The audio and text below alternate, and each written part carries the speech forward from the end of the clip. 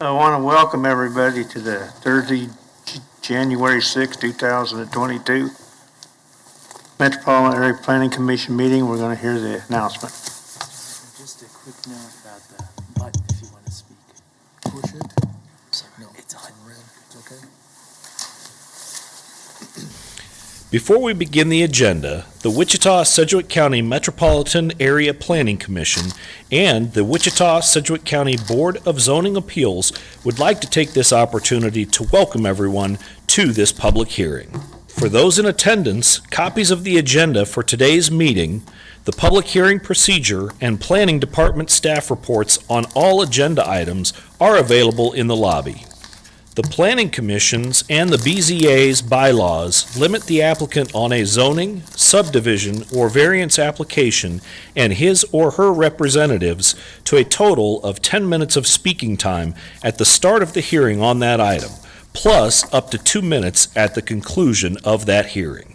All other persons wishing to speak on agenda items are limited to 3 minutes per person. However, if they feel that it is needed and justified, the chairman may extend these times by up to 2 minutes.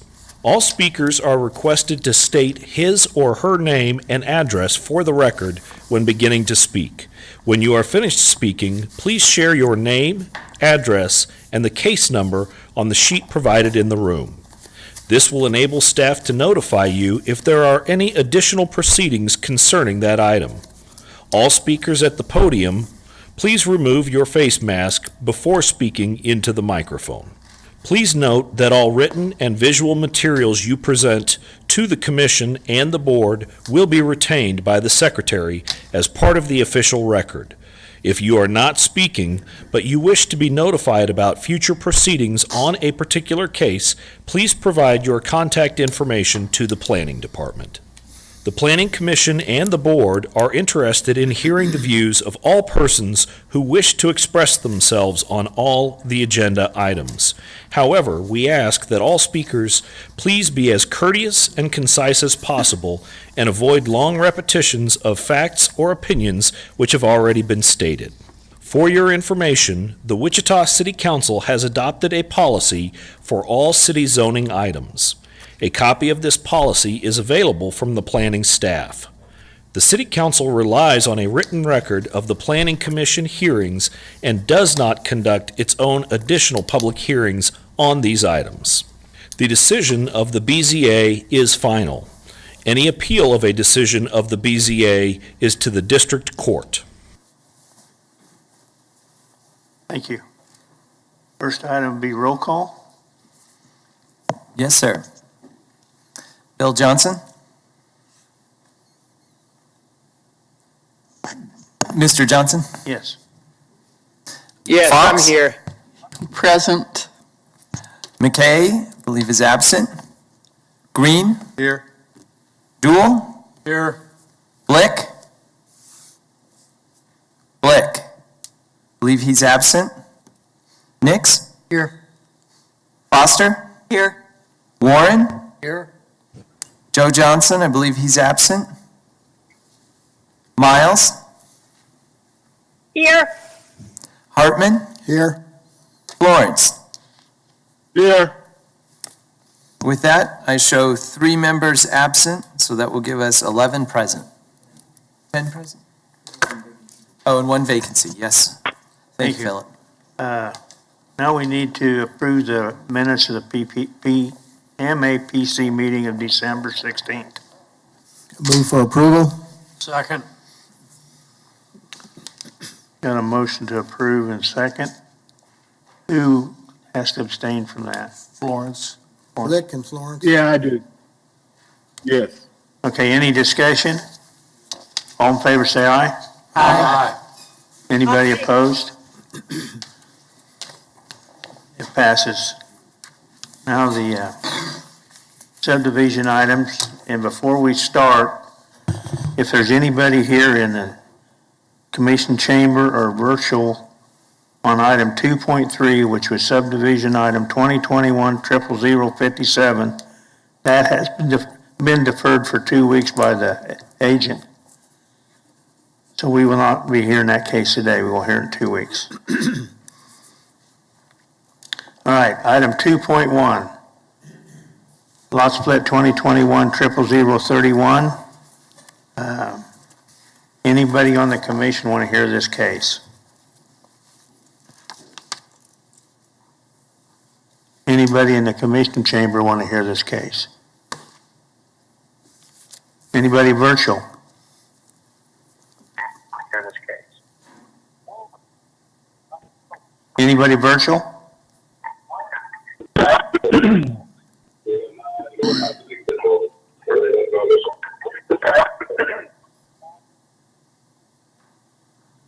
Sir, it sounds like we were hearing perhaps a radio or a TV or something in the background on Okay. someone's phone. So we can take that on consent. 2.2, subdivision item 2021-00028. Anybody on the commission want to hear this case? Anybody in the commission chamber want to hear this case? Anybody virtual want to hear this case? Want to hear this case? Same TV? We'll take that on consent. 2.3 was deferred. 2.4, anybody on the commission want to hear this case? Anybody in the commission chamber want to hear this case? Anybody virtual want to hear this case? Virtual want to hear this case. Virtual want to hear this case. Sir, I believe what we're hearing is a repeat of what you're saying from one of the members who have joined us by telephone. I'm not hearing any other voices. Okay. 2.4, anybody virtual want to hear this case? We can take that on consent, and I've got to abstain from that item. 2.5, subdivision 2021-00061. Anybody on the commission want to hear this case? Anybody in the commission chamber want to hear this case? Anybody virtual want to hear this case? Okay, we can take that on consent. Mr. Chairman, I move that we approve item 2.4. Second. Got a motion to approve 2.4. All in favor, say aye. Aye. Anybody opposed? And I'll abstain from that. And Mr. Chairman, I move that we approve item 2.1, 2.2, and 2.5. Second. Got a motion to approve in a second. Any discussion? All in favor, say aye. Aye. Anybody opposed? Now we'll go to the vacation cases. Vacation case 2021-00051. County vacation right-of-way located at northwest corner of K42 and 71st Street South. Anybody on the commission want to hear this case? Anybody in the commission chamber want to hear this case? Anybody virtual want to hear this case? Take that on consent. Next one's a vacation case 2021-00052. Anybody on the commission want to hear this case? Anybody in the commission chamber want to hear this case?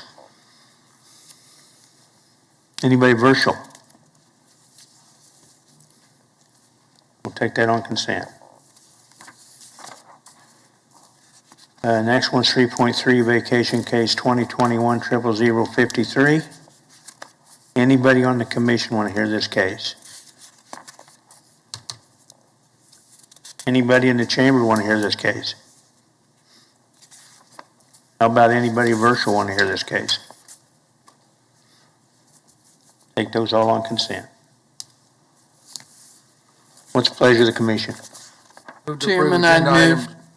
3.1, 3.2, and 3.3. Second. We got a motion by Mr. Warren, second by Ms. Fox. Any discussion? All in favor, say aye. Aye. Anybody opposed? Aye. Okay. It was late.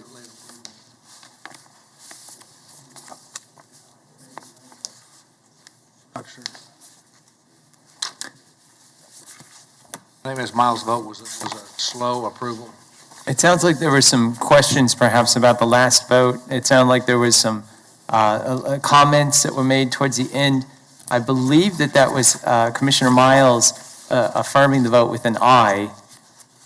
I guess. I did say aye. Okay. We're double checking on you. Okay. Sorry, I'm in my car. I'll be to the office soon. Before you hit. And now we're going to go to the public hearings. Item 4.1. Is there some additional staff information on this one? Yes, sir. Thank you for the opportunity. We just have a staff update about what occurred at the DAB meeting. It's different than what the staff recommendation was, so we'd like to at least do a brief update to you so that you can consider that as you determine whether to take this by consent or not. So we should hear that now. The update. Yes, we'll be very brief. So at the DAB, Kathy Morgan, Planning Department, at the DAB 5 meeting Monday night, the DAB members voted to approve. However, they did want an additional 10 feet right-of-way dedicated along Ridge Road and Bittersweet. Bittersweet is the road just on the south side of the property. Ridge is on the east side of the property.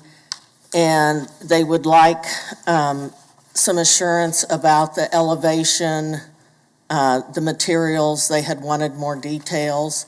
It is stated in the staff report, as it always is with a conditional use for an accessory structure, that it be compatible with the neighborhood. So that's what we have, and if you have any specific questions, the applicants are in the audience. Could you explain to me again, who was wanting the additional 10-foot? DAB. The DAB members, Is that just 10-foot right-of-way, 10-foot Yes. easement? On Bittersweet?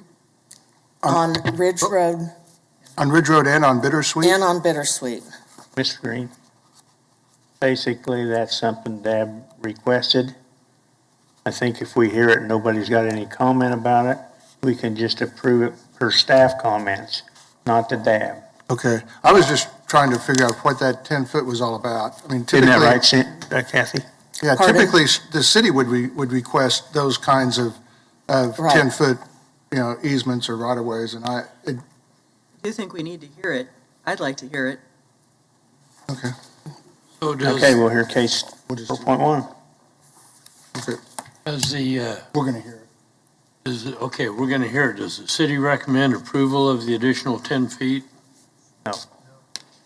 Okay, That was a Dab request. Sir, to answer that question, it's not included in the original staff recommendation, but since you'll hear the case, you'll get to hear more about it in depth. 4.2, additional 2021 00061. Anybody on the commission want to hear this? Anybody in the commission chamber want to hear this case? Anybody virtual want to hear this case? We had a federal agent that was arrested there while pursuing oath of right. Also, I want to say that Dab approved this, so we can take it on consent. 4.3, CUP 2021 00065. Anybody on the commission want to hear this case? Anybody in the chamber want to hear this case? Anybody virtual want to hear this case? We'll take that on consent. 4.4, CUP 2021 00069. Anybody on the commission want to hear this case? Anybody in the chamber want to hear this case? Anybody virtual want to hear this case? We'll take that on consent. Now, 4.5, we have to hear since it was denied. We will take that case. 4.6, zoning case 2021-00057. Anybody on the commission want to hear this case? Anybody in the chamber want to hear this case? Anybody virtual? Take that on consent. Next one is 4.7, zoning 2021-00058. Anyone want to hear this case on the commission? Anybody in the commission chamber want to hear this case? How about virtual? We'll take it on consent. Zone case 2021-00059. Anybody on the commission want to hear this case?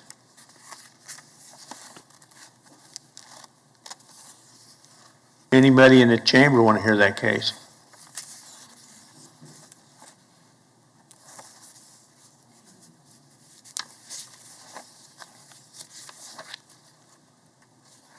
Anybody virtual want to hear this case?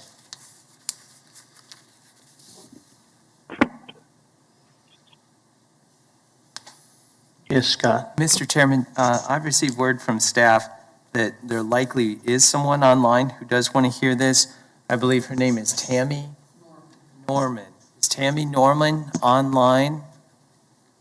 Yes, I am, and yes, I would like to hear the case if that would be okay.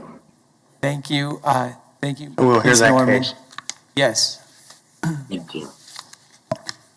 The next one's 4.9, zoning case 2021-00060.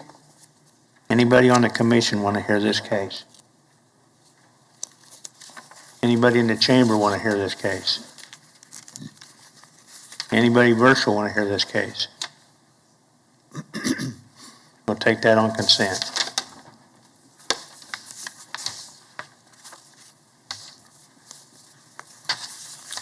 Chairman, I'd move to approve agenda item 4.2, 4.3, 4.4, 4.6, 4.7, and 4.9. Second. I got a motion to approve for Commissioner Warren and second by Commissioner Dill. Any discussion? All in favor, say aye. Aye. Aye. Anybody opposed? Okay, we go to 4.1.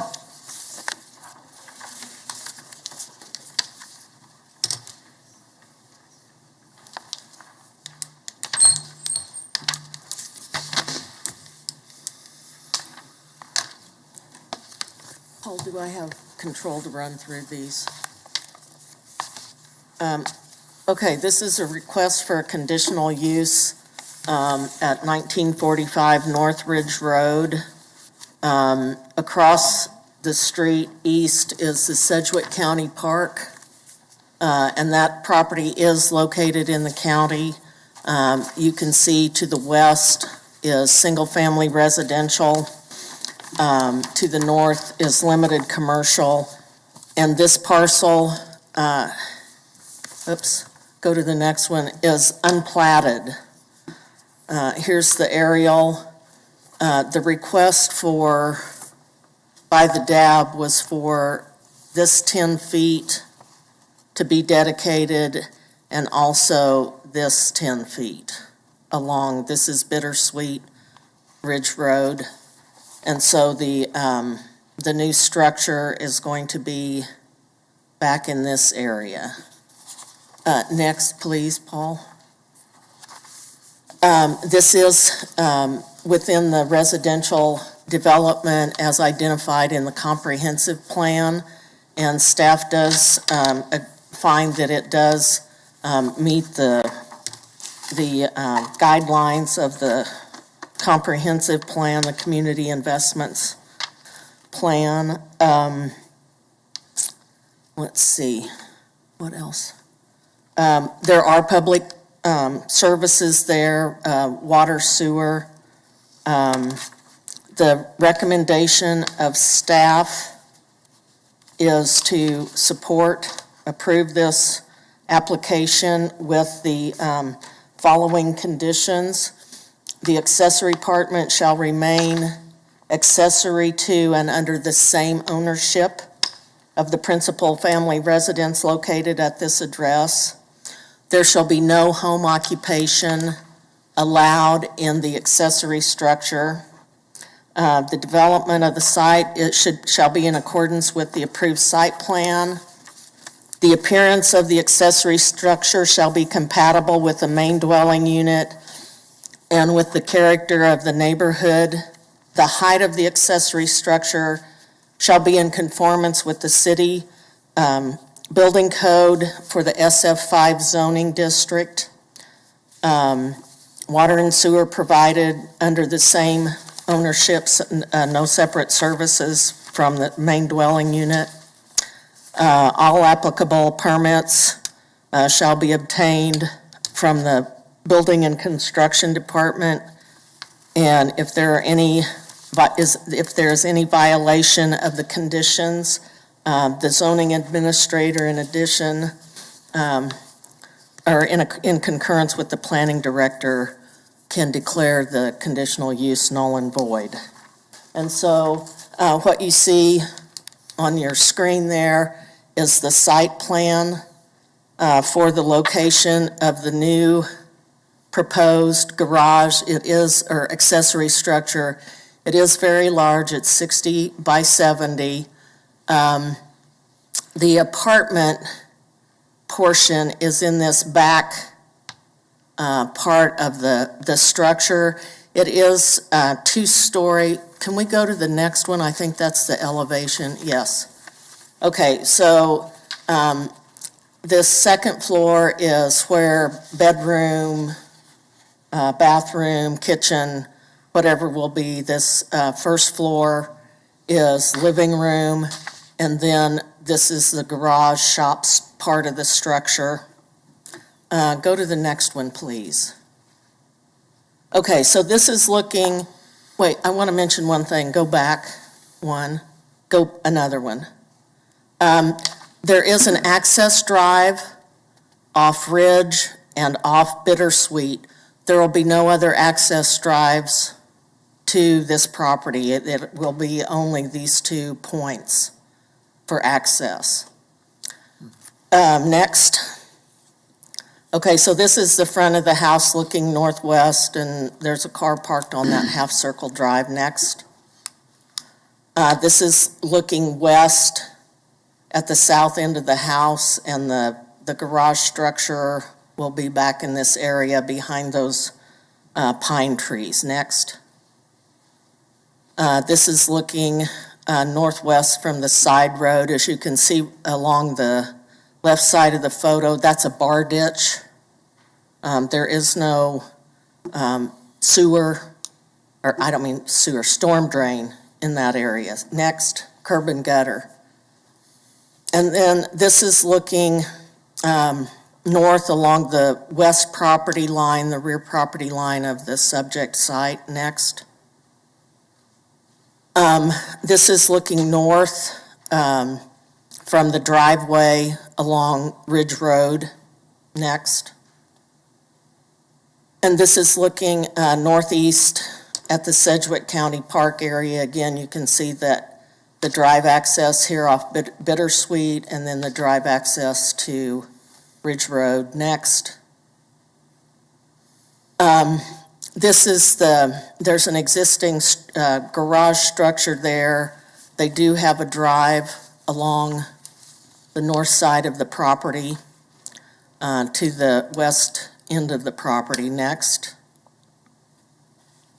This is across the street south, looking southeast, and just to point this out, there is a shipping container located behind this fence,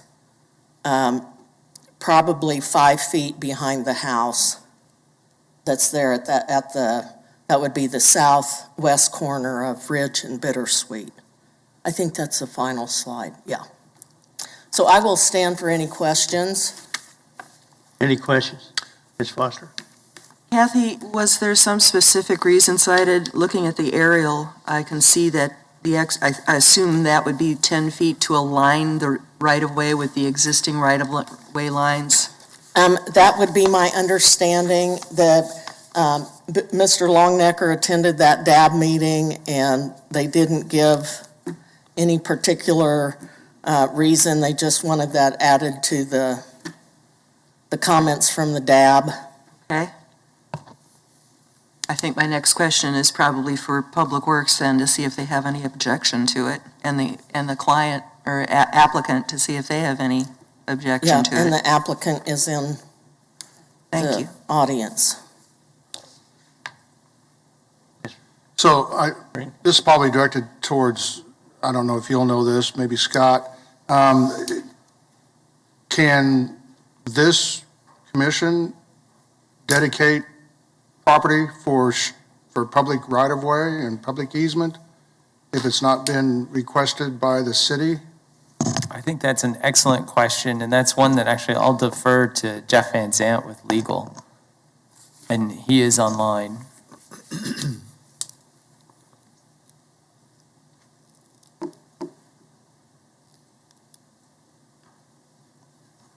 Maybe he's muted.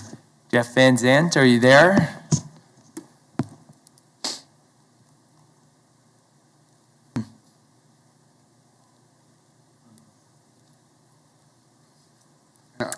Can you hear me? Yes. Yes, I'm very sorry. If the applicant agrees, then if this is an unplatted, it should be referenced in the plat of the dedication. Or a second way would be if the applicant agrees to require it by separate instrument from the applicant to the city.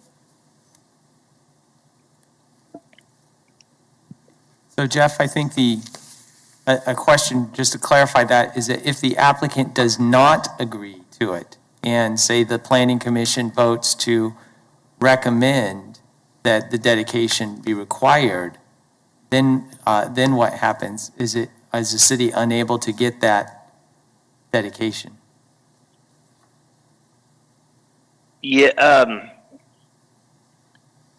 First, let me ask: is it required or not? I guess is the first question from Public Works, engineering. But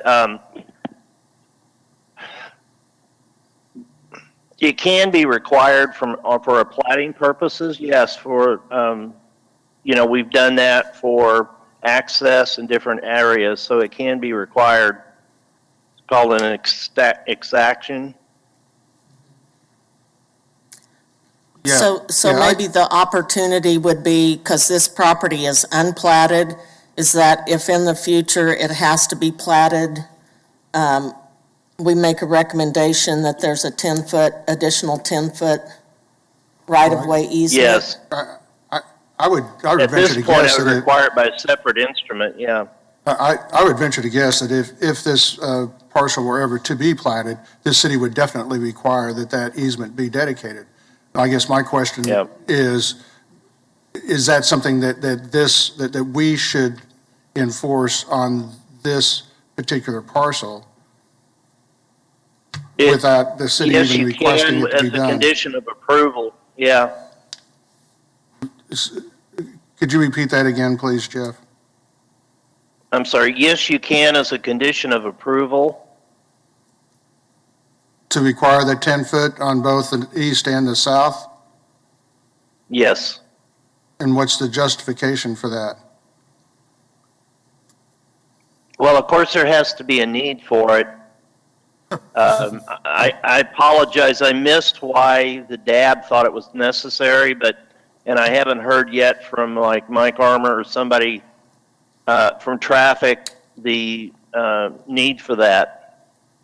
Okay. Well, You have to have some kind of a public justification to require it, and that's why I'm kind of answering without hearing the justification first, so.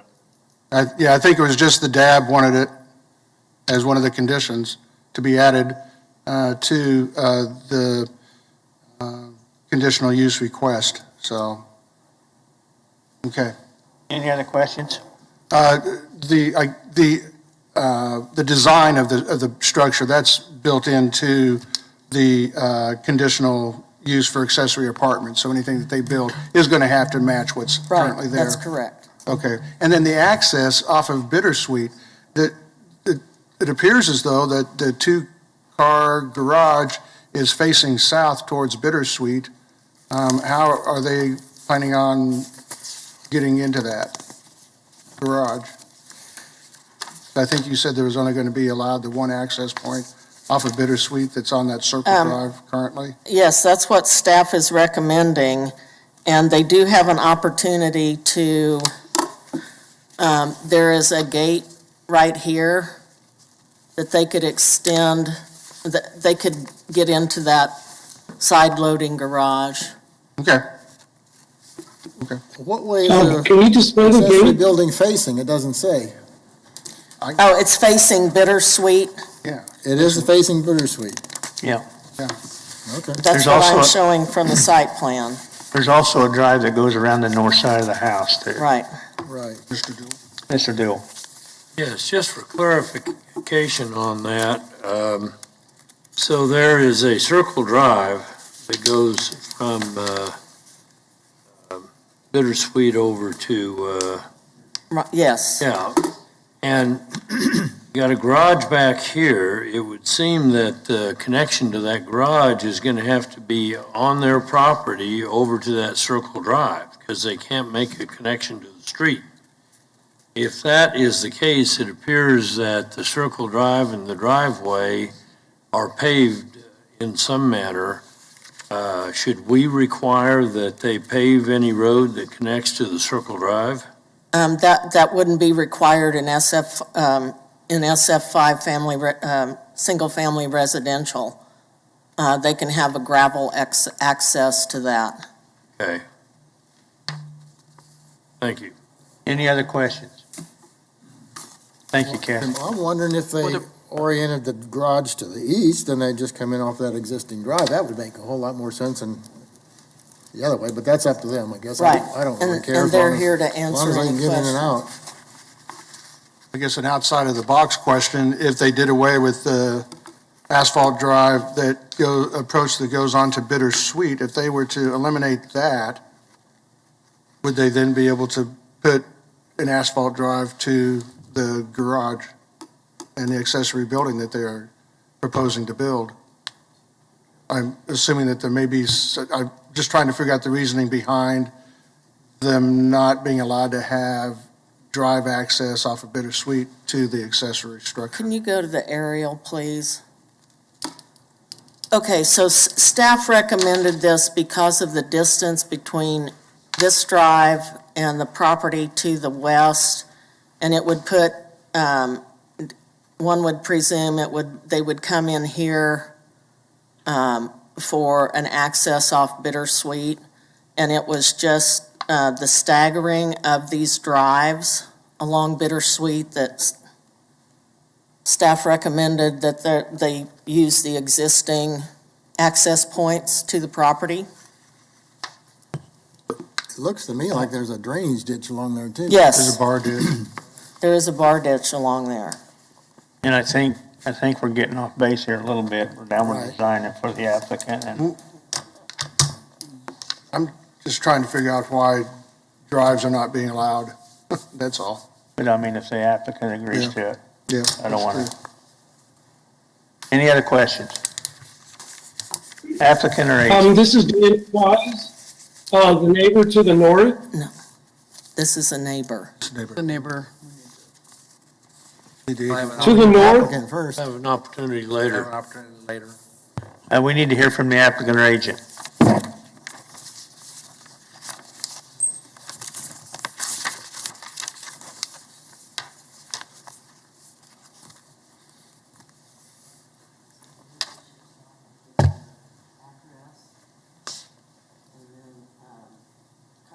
They can ask me questions, or you can tell them about how you want to situate the garage in that location. Hello, I'm Aini Magno. I live at 1945 North Ridge Road. Ma'am, could you take your mask off? I'm sorry. I'm sorry, sir. My name is Aini Magno. I live at 1945 North Ridge Road. We decided to have extra garage here at the back where we think that we have enough space. We decided to have a bedroom also. Oh, sorry. There you go. This is a space actually that the house is existing and that's where we live at and my son. And there's another garage here, existing garage, an old garage. So we have space on this side that we plan to get the garage also, big garage. Or you And- agree with the staff comments? I'm sorry? In the report that staff made recommendations, do you agree with those? Like what? I'm sorry. The 10-foot? I don't know what.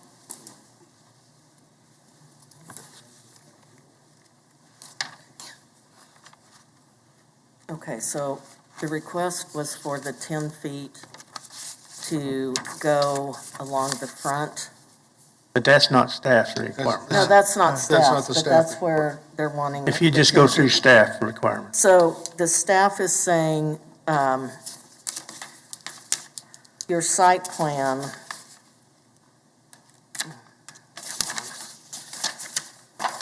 Okay. So this is where the existing garage is, and it's oriented toward Bittersweet, right? Staff is saying that since there's a bar ditch there, and that it already has an access point to Bittersweet and one to Ridge Road, that there wouldn't be an access Yeah.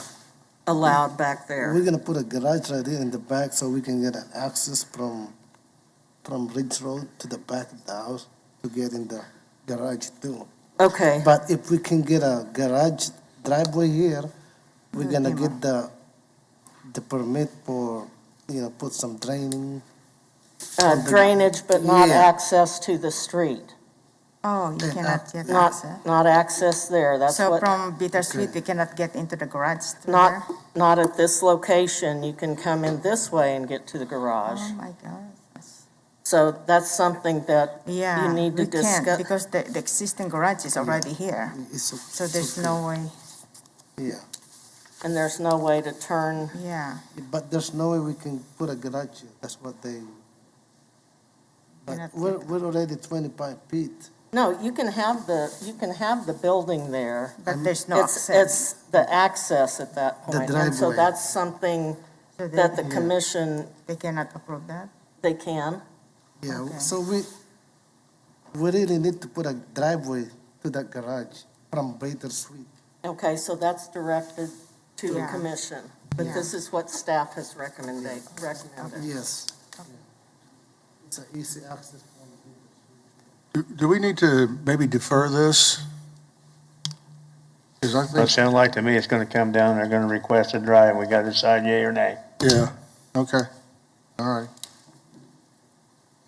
Our understanding is that you would like to agree with staff comments with the exception you would like another drive off of Bitter Street.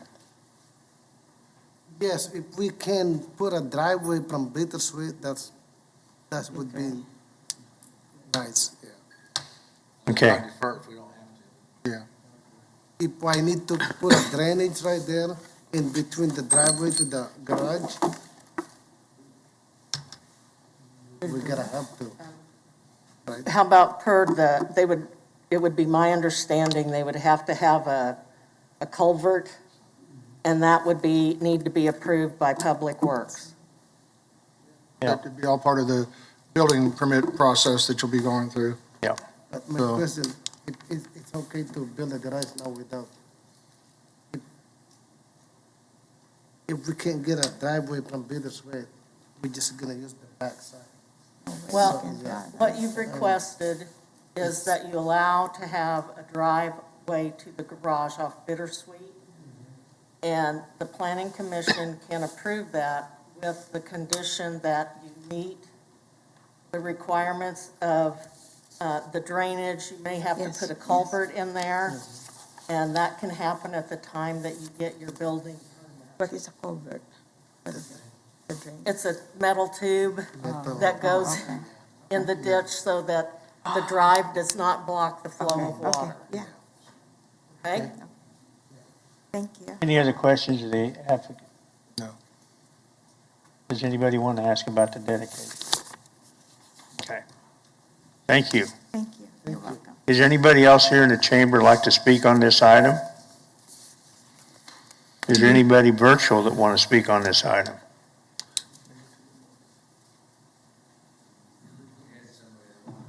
Yeah. Yes, I would like to speak. Give us your name and address. Michael Crow, 7300 Bittersweet. I'm the property directly to the west on Bittersweet. Okay. One of my biggest concern is we're building a 60 by 70 foot building, 4,300 square foot. Where's the water going? There's a tremendous elevation jump from my property to his property. That's going to have to be raised up. Or if he doesn't, I mean, he's just going to deal with water. And if he does raise it, I'm going to deal with a lot. I don't know that the bar ditch is able to handle the runoff from a 4,300 square foot building. And I don't see any plans by the city to put in storm sewer or gutter in this neighborhood. I just real concerns that we're building too big a building in a place that can't handle it. Sir? And is it, I have yet, I'm doing this over the phone, so I can't see the orientation of the building. Let me, the garage doors facing onto Bittersweet? Yes. Yes. Okay, where is the entrance to the apartment at? That's not been discussed yet. That's something that we got to debate here Okay. with the commission. But the elevation has that, Okay. facing better. Facing south, yes. The garage doors face south onto Bittersweet.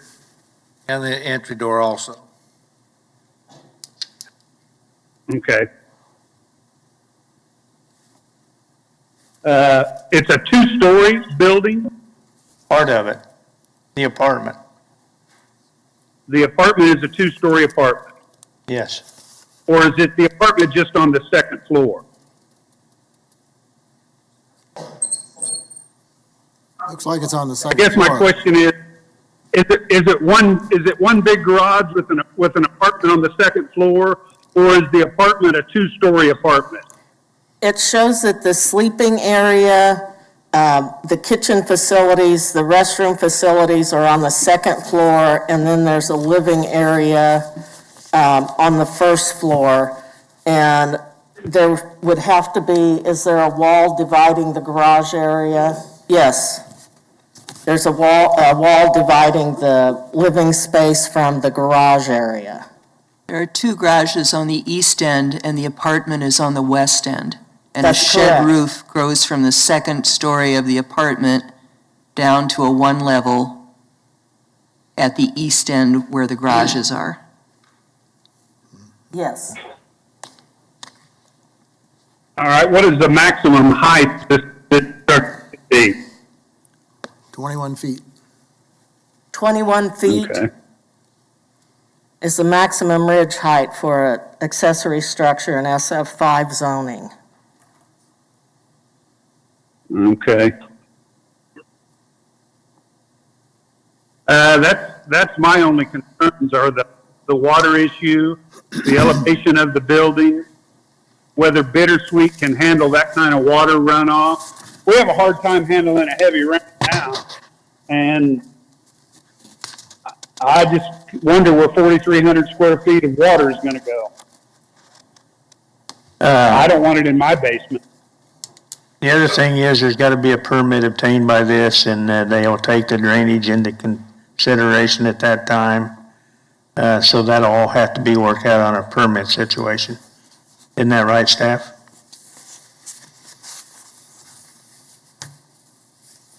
They're conferring. Can we They're hear from conferring Public right Works now. on this at some point?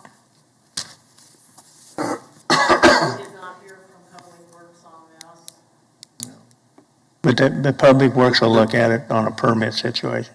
Permit process. MAPC. All right, another question I have, which is one that has been voiced with several of my neighbors. Does this open our neighborhood up to rental property?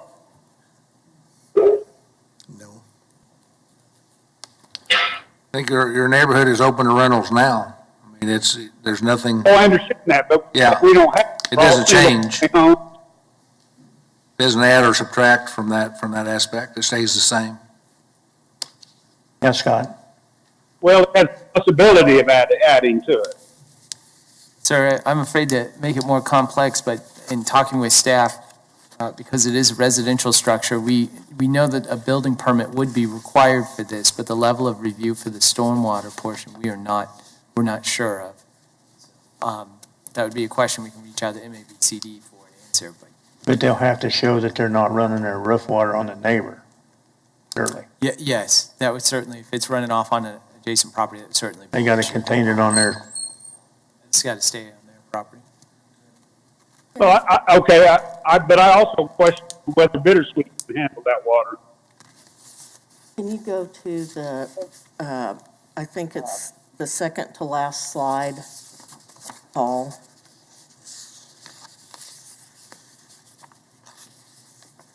we're kind of at a disadvantage, this guy don't see these The photos. next one back. Well, if you're a little descriptive, I can live here for a long time. I can pick it up real fast. Keep going. I want to There you see go. the north. Go one more. Okay, so there's a swale or a drainage, a low spot here along this fence line on the west side of the property that comes out to the bar ditch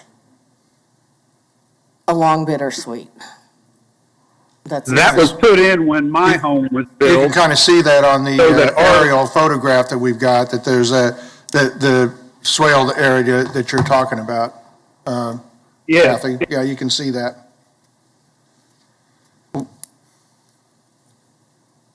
right, thank you, sir. Not to flood out the neighbor. All right, thank you. Is there anyone else virtual want to speak on this item? Mr. Chairman, I have a question for the speaker. Oh. Mr. Sir, Warren. I want to make sure that I understand what I thought I heard you say earlier, is that if the applicant does not change the elevation much when they build this building, your property is a higher elevation than where they're planning on building, however slightly it may be. You're slightly higher than them right now? Yes, if Okay. the elevation stays the same, I won't take any water on, I wouldn't imagine. That was my, okay, thank you very much, sir. Thank you. Anybody You're else? welcome. Anybody else virtual want to speak on this item? Yes, I would like to. Give us your name and address, please. My name is Mark Wiemeyer. I live at 7231 Bittersweet. I live approximately 2 houses down from on the south side of Bittersweet. Okay. My wife mailed Kathy a letter, emailed her, and I don't know if she has it available, but one of my concerns is that, like Mike, is the size of that building, concerned with everybody in the area. That's a big building that you're looking at, and that concerns me as far as property values to the neighborhood, mine, and anyone around, I don't see anybody have that building, that size of building, anywhere in this neighborhood. That's a big one. And I'd like to see a garage, 30 by 30 garage, but you're looking at a, 60 by 50, if I'm right. That's huge. Concerns over that property values of what's going to happen to our values, and that's my concern. Thank you, sir. And also to the concern of the right of way on the bittersweet. I'm like Mike, that concerns me, with the traffic and everything that we would get going in and out of there. I don't think that we should allow that. The existing structure that should stay as it is and not allow a new one. Anything else, sir? That's it. Thank you. Any questions of the speaker? Anybody else want to speak on this item? This is Dan Price, 1955 North Ridge Road. Go ahead, sir. Is the structure available to be a rental associated to the property, or is the structure to be just an extra addition to the house residence?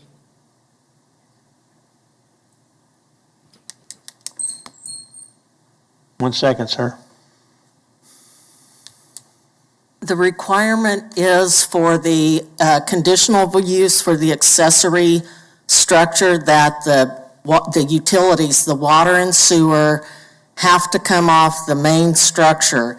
It does not address whether that's a family member that lives there or whether they have somebody renting that apartment in that structure. They cannot have separate utilities. Or water. So that's the only and requirement. sewer. It could be a rental then anyway. And it can't be sold. And it can't, and also it can't be sold separately. If in the future the property owner would like to divide that lot, they would have to go through and get its own address, its own water and sewer hookup, that type of thing. Any other? Okay. Comment? Any other comments? Yes, I have a comment.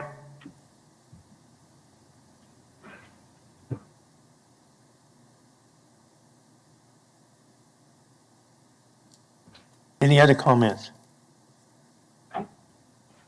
Any questions of the speaker? Anybody else virtually want to speak on this item? Yes, I would. Okay, give us your name and address. John Blanton, 7308 Bittersweet Court. And I'm concerned about the size of the building, so there's not a two-story building anywhere in our neighborhood that would detract from the rest of the neighborhood. And from the size of the garage area, it looks like this is a commercial entity of some kind. It belongs in an industrial development or farm-size acreage. It looks the size of a barn anyway. So anyway, we want this next to your backyard is what I'm getting at, and I don't think so. Thank you very much. Any questions of the speaker? Is there any other speakers who want to speak on this item virtually?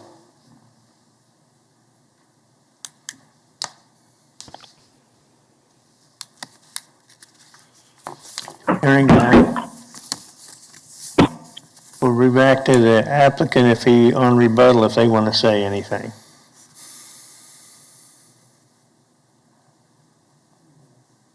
I have a question for you. They did. You have a question, Hugh?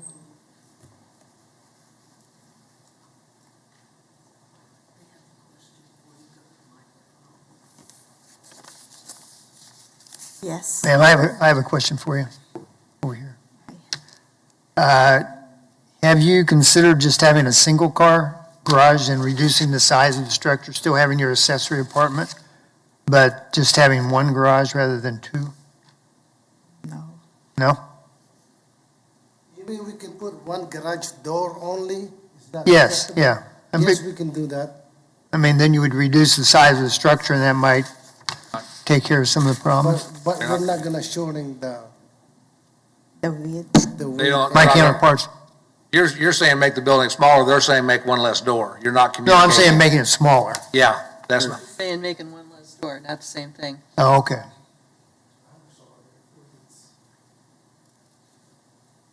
I didn't mean to confuse the situation then. Sorry. I thought maybe we could have a smaller structure with just one door, Go ahead. one garage door. Kathy?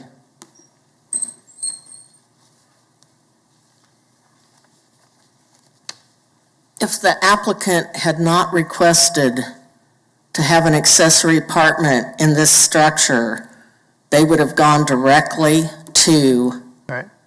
the Building and Construction Department and been able to build that size of structure with that, as long as they met the building setbacks, they would be able to build this size of building without having to come before the Planning Commission.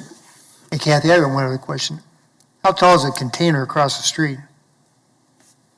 I have no idea. That's a 6-foot fence, so probably 8. Oh, just 8? Okay, That would be my guess, just curious. but that's a 6-foot fence. And I think containers are typically 8 feet tall. Is it typical to have a container like that in somebody's backyard? Well, not without a permit, Oh, okay, and I looked and there were no permits. okay. Applicants, do you have any other comments? If not, okay, thank you. Have we heard from anybody from Public Works? Is there anybody online that? I don't even know if we want to go back to the right-of-way question. But I would like to ask Public Works if they have any public need for the additional 10-foot right-of-way, or do we just push that down the road to when and if this property is ever platted? Let's bring it back, see if we can get a motion. I think we can take care of that. Yeah, Mr. Chairman, I'd like to make a motion that we approve the request per staff comment with the exception of item 2 and allow them to have an access drive off of Bittersweet to their proposed accessory structure. Second. Would you add also that they have to have Public Works approval? I think that is that part of the building permit process?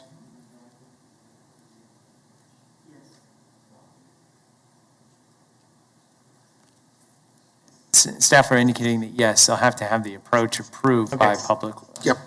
As part of the permitting. Okay, I got a motion to approve for staff comments I'll with second the it, exception of the drive on Bittersweet. Do I have a second? Second. Got a second? Any Mr. Nix, discussion? Any discussion? Question? Got a second from Mr. Nix. Yeah, motion. Motion by Mr. Green. Motion is presented doesn't address the 10-foot? It does not address the 10-foot. That's something that the DAB wanted, and that's nice. It's nice to have, but, Want to make sure. yep, nope. Voting on. All in favor of the motion, say aye. Aye. Anybody opposed? Carries. Next item is 4.5.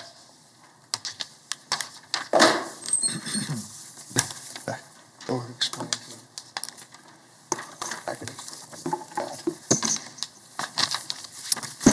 Good afternoon, Philip Zievenbergen with the Planning Department. 4.5 is zone 2153, a zone change request from limited commercial and single-family residential to general commercial on properties addressed 3804 West Maple, 256 South Illinois, and 239 South Macomb Street. The property on Maple is zone limited commercial, as you can see on the zoning map here. The two houses, one on McComas and one on Illinois, are the ones zoned single-family residential. The applicant is looking for general commercial zoning to allow for a vehicle storage yard in association with an existing vehicle repair shop. Go to the aerial image. The site is currently developed, the commercial site is currently developed with a vehicle repair shop here on the east side. This front location is kind of like an oil and lube change portion of it, where cars can actually drive through the building this direction as they're getting serviced. The actual repair bays for the vehicle repair shop are on the east location. The west side of the property over here has a salon and a restaurant associated with it. You can see that the vehicle repair shop generally is storing cars along the northeast portion of the property. They own both of these residential properties. You can actually see on the aerial that they've kind of bridged the gap and started storing in the backyard of one of the houses as they have needed to. That is not in compliance with the zoning code to do that. This application was not applied for based on any formal citation. There were complaints from the neighbors, and Tracy's Automotive is looking to be a good neighbor to, right now with the volume of cars they have either waiting to be picked up or waiting to be serviced, they're having to move them quite a bit, so they're not sitting for more than 72 hours. Sometimes they're parking them on the street, sometimes they're moving them there's just a lot of traffic congestion of them moving around. That's the genesis of this application. The long-term plan is to demolish the house on Macomb Street and expand the vehicle storage area into the northeast portion of the site. Short-term would be to keep the house on Illinois, but potentially redevelop that for commercial uses as well, of potential retail restaurants, something akin to what's on the western portion of the property as well. The property to the west is zoned general commercial, but it's a part of a larger just retail strip mall at the hard corner of West and Maple Street. It just happens to go about the same depth into Illinois Street as their residential property line. There's not much of a difference in the depth there. Just as a reminder, vehicle storage yard it allows the storage of outdoor storage of vehicles, operable vehicles for 72 hours or more. This does include boats or trailers or unoccupied wrecked vehicles. It does not include wreckage or salvage. They have to be operable. They can't be there to be parted out or if they're for salvage or in a wrecked state. So they do have to be operable in order to be considered valid for the vehicle storage yard. If this were approved, staff is recommending denial, and we'll get into some reasons why for that. But if this is approved, staff and the applicant have worked through a fairly extensive protective overlay that's included in your staff report for consideration. This was heard at DAB 4 on Monday night. DAB 4 recommended approval subject to that protective overlay. There were no changes or additions or anything like that with that language, and the applicant was amenable to that. We go back to the zoning map. Property to the north is single-family residential with single-family homes. We talked about the general commercial to the west with the retail strip mall. Property to the east is limited commercial zoning and single-family zoning. It is developed residentially, both with multifamily along Maple and then single-family homes along McComas. South of the property is zoned limited commercial with a car wash, which has the conditional use to allow the car wash, and then a former nightclub location, but I believe it's currently unoccupied. If this were approved, compatibility standards would be in effect. Staff recommended that the applicant complete a parking study. Knowing they're asking for a vehicle storage yard, basically on a basic level, they'd be asking for additional parking. Even if they get approved and they were to expand the paved area, they wouldn't have to use it just for storing vehicles that are waiting to be repaired. They could use it for additional parking, or if the property were to change hands in the future and become a different use, it would be considered basically a parking lot. So in that line, we're looking at how is parking currently utilized on the site. If you want to go to the exhibit that we have in here, that'll be helpful. There we go. To help illustrate the results of the parking study, they basically divided the property into 4 parking lots, A, B, C, and D, with C being the area where they consider the storage area. However, it still does count toward the parking, off-street parking requirement for the site as a whole.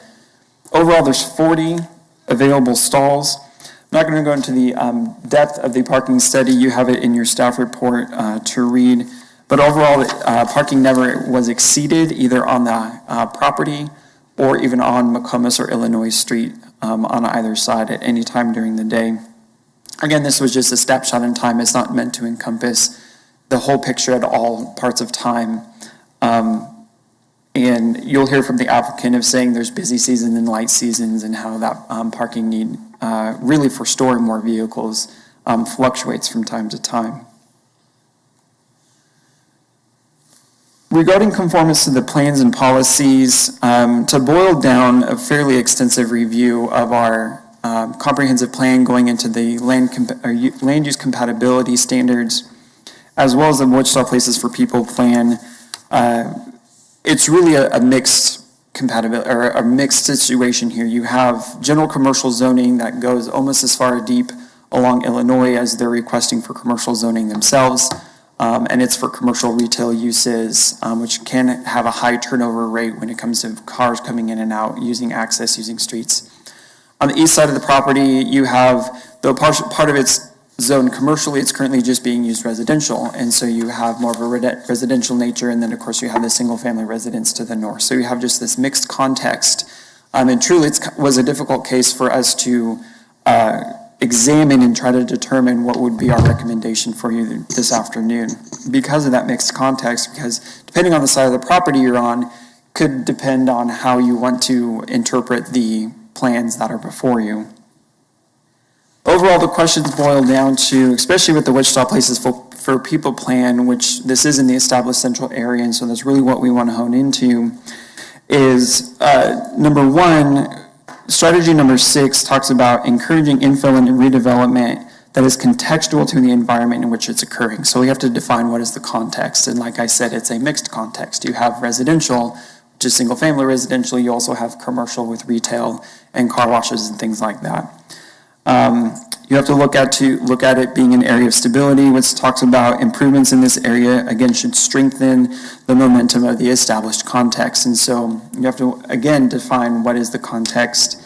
The other thing that Wichita Places for People plan looks at is maximizing the use of public infrastructure like water and sewer and other utilities, is retaining zoning that would promote retaining housing stock. Of course, zoning does not protect houses, as we have learned in the recent past, but does keeping the zoning that would promote residential maximize the public infrastructure, because you're having more use on that infrastructure versus if you approve commercial zoning that removes the housing stock, is that maximizing the public infrastructure by allowing a existing established building to expand, or established commercials business to expand. So again, what is the established context? What is maximizing public investment in the area? One last thing to look at is walkability. On the one hand, you have, if you're removing cars off the street, McComas and Illinois do not have sidewalks. West Maple has regular transit service. If folks are walking down McComas and Illinois to bus stops that are actually located just to the west of the property, closer to West Maple, they would be likely walking in the street or potentially on people's private property, which depends on the owner whether or not they'd be okay with that. If they're walking in the street, they would be walking around the cars, which isn't necessarily safe for them, not a really good walkable environment. So if you take the cars off the street, that might actually improve the walkability. And the other hand, you are potentially building a parking lot, which is not necessarily walkable friendly when it comes to standards like that. So again, a very mixed context. Staff interpretation of this was that it is best to promote keeping the established housing context, this established center area, the Wichita Places for People plan. Strategy number 5 talks about encouraging folks to be able to move into the ECA, providing a diversity of housing options, keeping it to where people are living here and not removing the options so they would have to move out. So based off of that, staff is recommending denial. As I said, the District Advisory Board did hear this on Monday, and they recommended approval of it, subject to the protective overlay that's in your staff report. So I think with that, I'll just stand for any questions. Instead of going into more details, I'll let you ask specific questions if you have any. We do have the agent and the applicant here that you can ask regarding specific operations about their business or even their business plan for the future. So with that, actually, just before that, let's just go through the pictures just for the sake of taking them.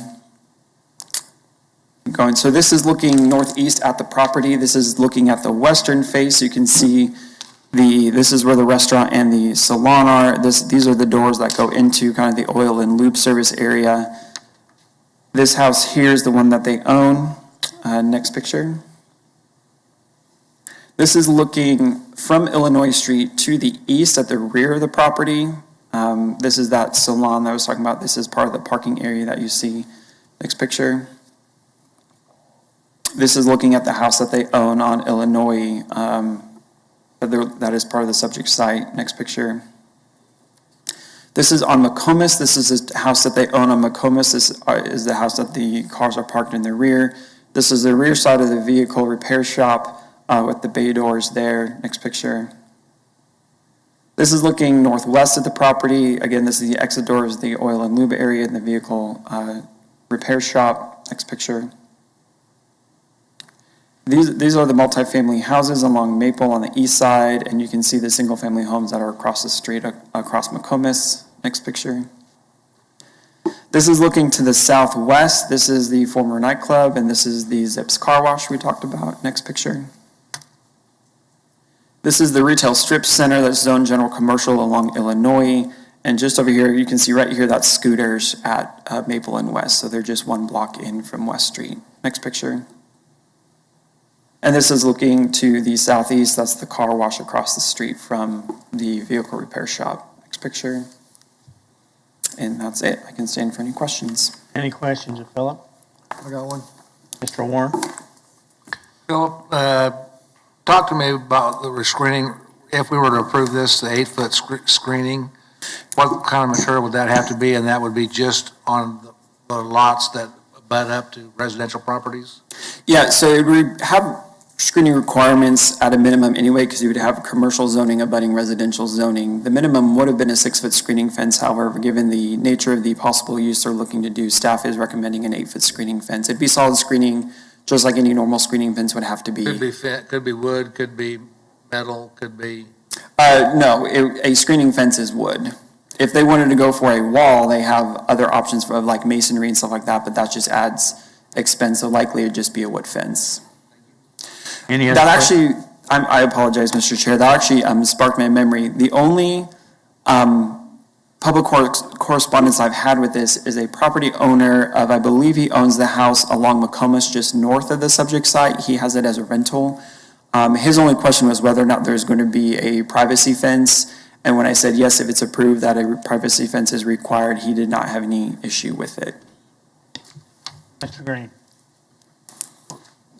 So based on this proposal, you would have the privacy fence along the north property line and a portion of the east property line where it's adjacent to the houses? It would definitely be on the north, and then it's to encompass the area around the vehicle storage yard. The vehicle storage yard requires screening around it anyway, based on the supplementary use regulations. Okay, so there would probably be screening on both the east and the west, right? Potentially not the west. They own that house, and since it's under common ownership and it's zoned general commercial, they wouldn't have to be. It all depends on how the extent of the vehicle storage yard. So if they just have it on the property where the current house is on McComas, if you just were to take that lot, they wouldn't necessarily, they would have to enclose it in a screening fence on the east and west side. If they develop the property to the west, overall the vehicle storage yard does have to be enclosed in a screening fence. Sorry, that was a long-winded answer. All right.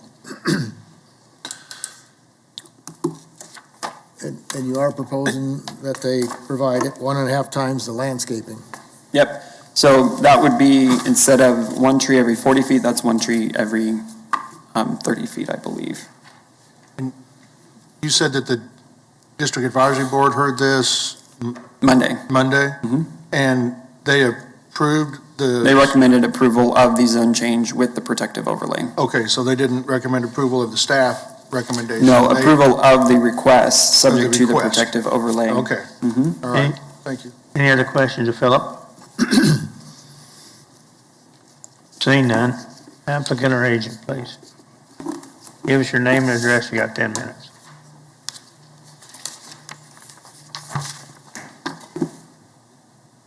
Thank you. Joey Denicky with MKC Engineering, 411 North Webb Road. Agent on behalf of the applicant. I'm joined here with the applicant and owner as well. Is this my slideshow that okay, there you go. All right, so as Philip mentioned, we are proposing a zone change from the existing SF5 and LC to general commercial, although I want it to be clear, the only general commercial use that we are proposing is that vehicle storage yard. All other uses are actually just going to be allowed per LC. So just wanted to clarify that no other uses in GC will be permitted on site. Next slide, please. So as Philip mentioned, here's the site, the existing Tracy's Automotive, as well as the salon and the pizza restaurant. So again, like Philip mentioned, this came about due to neighbors. There's a complaint that there's a lot of shuffling around of vehicles, a lot of congestion just on the road as well as in the parking. So the idea here is with this proposed zoning and protective overlay, they would have more of a centralized storage facility for the vehicles. Currently they're storing the vehicles, but I think they're just constantly moving them around. It's due to that 72-hour window period. So the nature of, repair shops are, vehicles come in every day. Typically they'll tend to them, they'll repair them, but, ever so often, due to the severity of the maintenance as well as the, parts and things like that, they're just not able to get to them in time. So they store them on site for a temporary time. When business is good, they possibly could have multiple vehicles kind of being stored in the area. Also, like dealerships, they'll provide some business to the repair shop as well. So these are operable vehicles that are provided to them so they can do some light maintenance on them. So there's times that they're just not able to get to them right away. There's a question on the parking study, so I just wanted to be clear, when the parking study was taken, it wasn't in the peak season. In fact, it's actually kind of going on now, so you can imagine just with all the vehicle repairs, it's just starting to get really congested there. So next slide, please. So kind of looking at this zoning map again, as Philip mentioned, just directly to the west, we have general commercial. Just want it to be known that it's unrestricted general commercial, so that means there's no protective overlay that's abutting up to that residential. To the east, we have limited commercial. Although there's existing residential kind of in that area, just to highlight that at any given time, commercial could be incorporated into that area. So, and to the south, we got limited industrial. And then directly south, we got the commercial as well. And if you kind of envision that depth there, it's kind of in keeping of what we're proposing on our side as well. Further to the east, I kind of wanted to highlight that we have general commercial there as well, and it's actually coexisting with residential kind of to the south. A lot of that is unrestricted, meaning there's no protective overlay. Next slide. So zooming in on the property here, you can kind of see most of the site. In fact, 150 feet is already limited commercial. We're just wanting to extend that up 60 feet to the north. Also wanted to point out that 20 feet of that limited commercial is actually on the north end is already occupying some of those residents right there. So, we're just wanting to extend that up to the north. The only general commercial, again, is that vehicle storage yard. Also wanted to point out that black dashed line there. So if you took the north line of that general commercial and drug it directly to the east, you can see, it's kind of in keeping of what we're proposing for our site. We're requesting 20 extra feet. The relevance there is we're actually, with the protective overlay, we're putting a setback requirement of 20 feet on our property, so that vehicle storage is actually going to be south of that 20-foot line. Next slide, please. So just some key points I kind of want to point out. Again, the only general commercial use is for the vehicle storage only, and that's conditioned on the repair shop. So meaning if that repair shop goes away, that vehicle storage use would go away as well. Also wanted to point out that that building, it's been around since the mid-'80s, so it's been coexisting with the residential for many years, and it's been some sort of repair shop during that time. With our proposed zoning, we're trying to do it for the neighborhood, safety, security.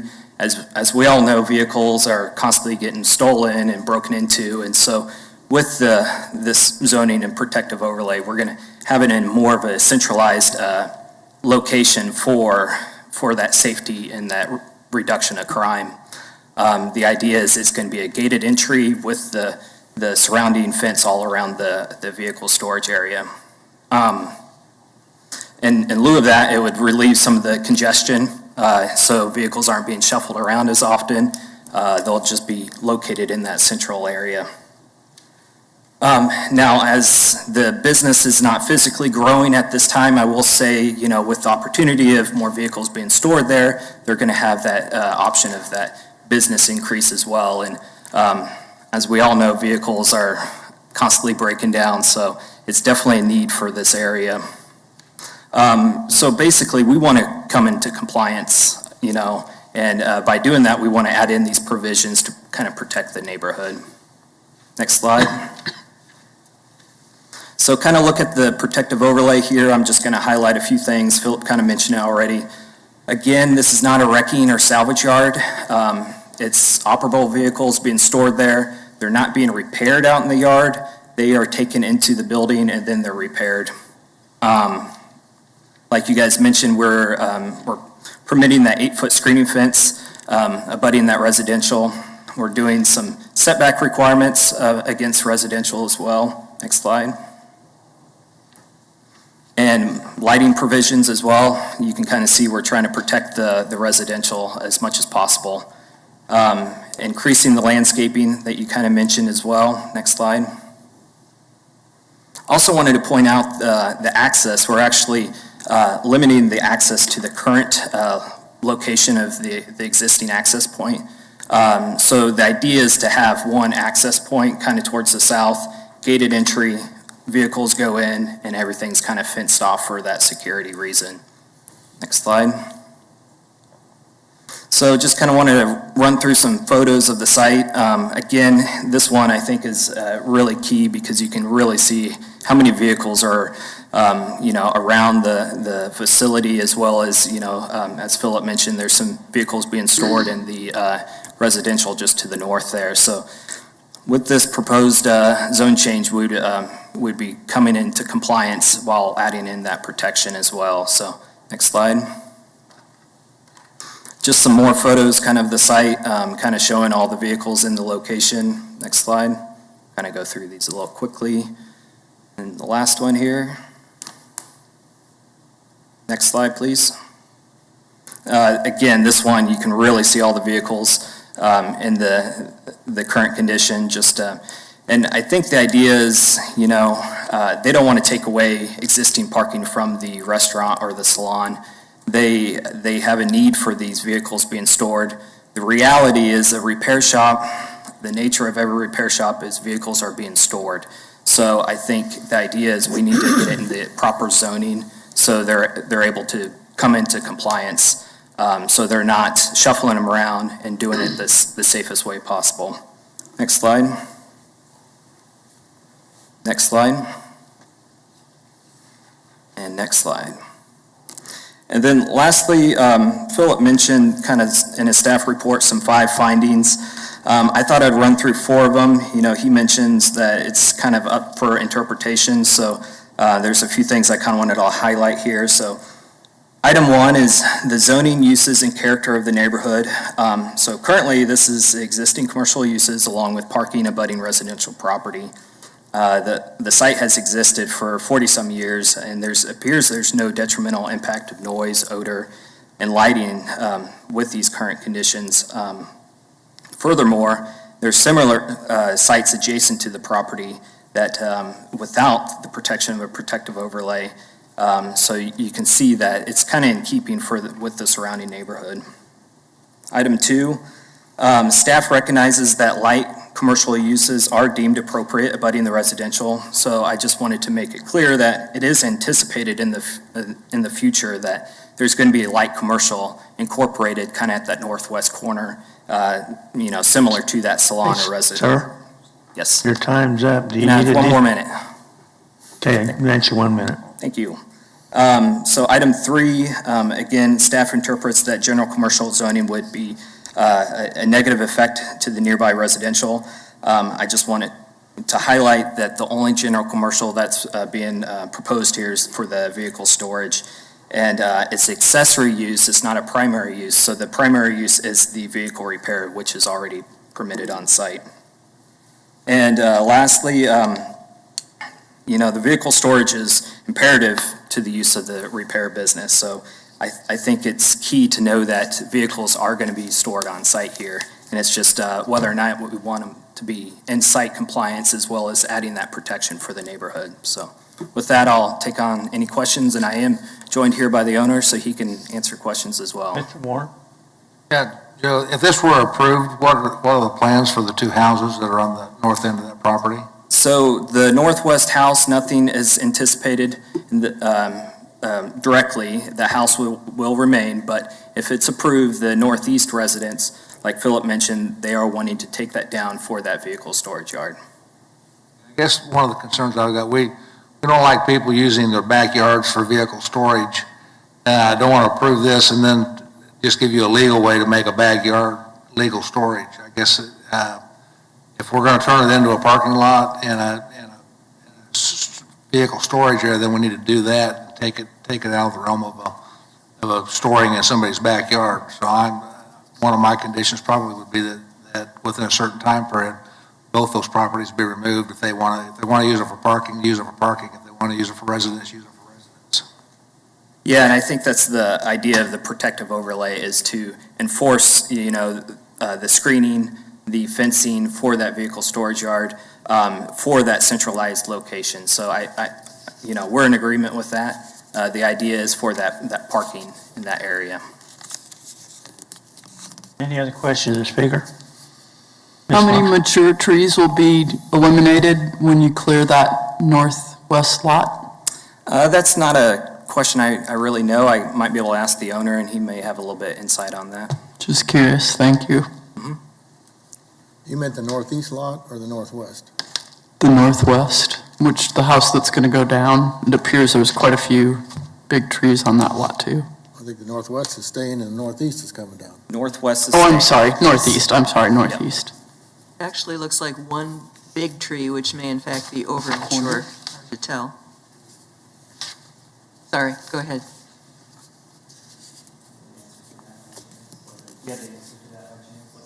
How many trees? Why don't you have him come up here and answer so it's on there? On the east side, I believe there will be 2 trees. Give us your name and address. Mike Rhino, 3804 West Maple. On the east side, I believe there'll be about 3 trees. On the west side, I believe there's 4. Okay, thank you. Thank you. Any other questions? Agent? Thank you. Anybody here in the chamber want to speak on this item? Not seeing anybody. Does anybody virtual want to speak on this item? Anybody virtual? Seeing none, bring it back to commission. What's the pleasure of the board? I guess I'd be curious from the rest of the commissioners on how you feel about turning this into parking, but leaving one of properties on that, if that's, maybe I'm misunderstanding it. I'm sorry, I couldn't hear that very clearly. Would you repeat? Okay, well, there's two houses to the north. Is one of those going to stay? For now, Yeah, well, for now, is that 10 years, 20 years, 30 years? Are we going to be parking in that backyard? No, I think there's a fence that's going to go between. So the fence doesn't go to the back of the house, it goes to the back of the property line? Right, I think it goes to the property line, and the separation between the east lot and the west lot will have a 8-foot fence, and then there'll be because that will still be residential to the east, even though it's zoned, it will be zoned general commercial, that's still going to be residential use. Same owner. And it's the Yes, same they're owner. The same owner, and they could Not required. still continue to use it residentially. Right, and then within the They fence. couldn't put vehicles in that backyard. They would have to put a fence around the vehicle storage yard wherever that boundary is. And the vehicle storage is going to be on the east property, the east lot. The fence would go on the property lines. Correct. But I guess, I'm seeing a loophole. the protective overlay calls for it to be fenced and screened and paved. Yeah. Okay. I don't see a problem. Ms. Foster does bring up a good point, that anywhere the vehicle storage yard is has to be paved. Vehicle storage is not limited to the property line that separates those two lots right That is now. correct, but even if they wanted to bleed over the property line, they would still have to pave it. Yeah. It wouldn't just be in somebody's backyard on grass. And it would also be screened. Pleasure of the board. I'd like to move that we approve the application subject to the staff version of the protective overlay in the staff report. I'll second. Got a motion approved by Ms. Fox, second by Ms. Buell, Foster. by Foster. We need to sit on opposite One of the sides. yes. We do. Any discussion? Big name tag. I'll just state, congratulations on your successful business, but I can never support turning residential housing in an affordable, pleasant neighborhood into a parking lot, so I won't be able to support the motion, but only because of my recognition of the low inventory of housing in our community. Any other discussion? All in favor, say aye. Aye. Anybody opposed? Aye. Aye. Roll call. Roll call. Please. Yes, sir. So the motion is to approve part of the protective overlay that's indicated in the staff report as an alternative action. So with that being said, Bill Johnson? Yes? Fox? No? John McKay is not here. Green? Aye. Dool? Yes. Blick? I don't believe he's here. Is he? Mr. Blick? Maybe he left. Not there. He sent me a text during the meeting at the last item. Nix? Yes. Foster? Yes. Warren? No. Joe Johnson is not here. Miles? No, I heard no. Went for Miles. correct. Hartman? Yes. Lawrence?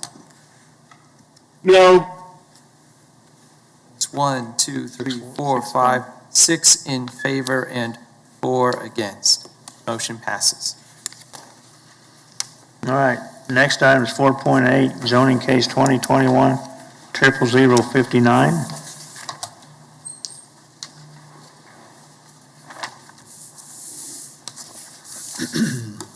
Kathy Morgan for the Excuse planning. me, just a second before you go. Josh Blick is on. He just sent me another text.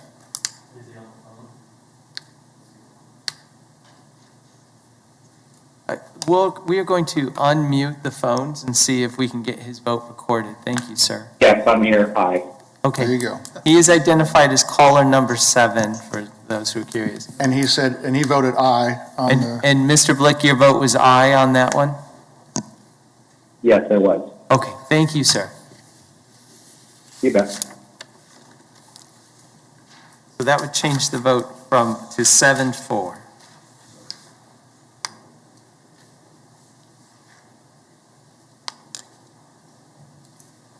Okay. Go ahead, Kathy. The applicant, as you can see from the zoning map here, this is located at the corner of Osage and University. All of this property south is right-of-way, Kellogg ramp, entrance ramp, exit ramp, that type of thing. There is MF-18 in the center of that block. Next, please. This is the aerial. The existing house will remain, and it will be transformed into 3 rental units. The owner owns the entire area of this lot, and the west half of the lot will be used for parking. So there will be no the off-street parking will be provided for those 3 units. The owner also has this 4-plex, maybe an 8-plex. I think it's 2-story. So the same property owner has this existing MF-18 lot. Next, please. This does, according to our comprehensive plan community investments, this is appropriate for residential, and that includes single family up to apartments. The applicant is requesting MF-18 so he can get 3 units in that location, and that would be the maximum allowed by the MF-18 zoning. Next. This is the floor plan as the house exists, so you can see basically just dividing it into 3 areas: the east end, the west end, and then a middle area. Next. To the left is the front of the house facing Osage. And then you can see there's privacy fence already existing back here at the back end of the house. The mature trees, no leaves when I was out there taking photos, but it does have some screening or shading, whatever, with the existing vegetation. Next. And there's a more clear photo of that privacy fence at the rear of the house. Next. This is the south elevation looking west along University. This is the property that has the apartments on it, and it does have covered parking there. So this would be your front unit, middle unit, rear unit. Next. That's a little bit better. Parking located here, and as you can see, that 2-story multifamily building. Next. Looking up the street, this is a typical development pattern for Delano in that area. As you know, there have been changes in that area because of providing student housing for Fringe University as it goes along West University up to the campus. Next, please. This is the rear part of that lot showing availability of developing off-street parking. Next, please. This is the fencing and the covered parking for this multifamily unit. Next, please. And this is looking toward Kellogg, southwest. My car was the only one out there in that area along Osage and University when I took this photo. So the on-street parking, I'm not saying that it wasn't maybe a slow day, or maybe there's more parking after 5, but the streets are wide and didn't appear to be any issue with excess on-street parking. I think that's the last slide. Yes. So staff is recommending that this zone change request be approved. As I said, there's no change to the exterior of the existing structure. It will be remodeled to code for the 3 units.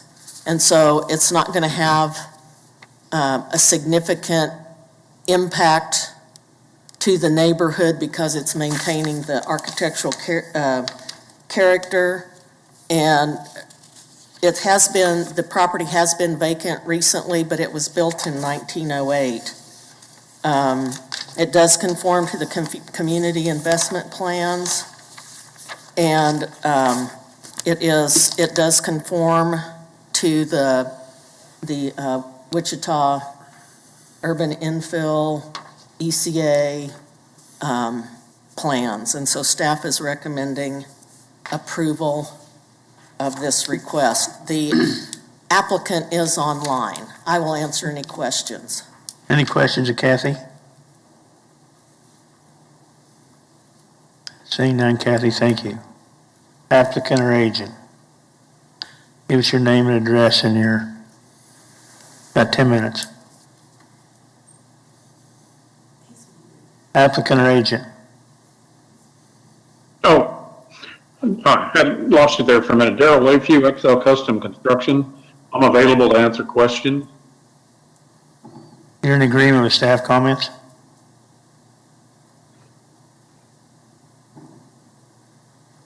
Or you agree with staff comments? Yes, absolutely. Any questions of the agent or applicant? Thank you. Don't see any. Is there anybody? There's nobody in the chamber, so anybody virtual want to speak on this item? I do, please. Give us your name and address, please. My name is Tammy Norman, and I'm the agent for my mother who lives at 525 South Osage.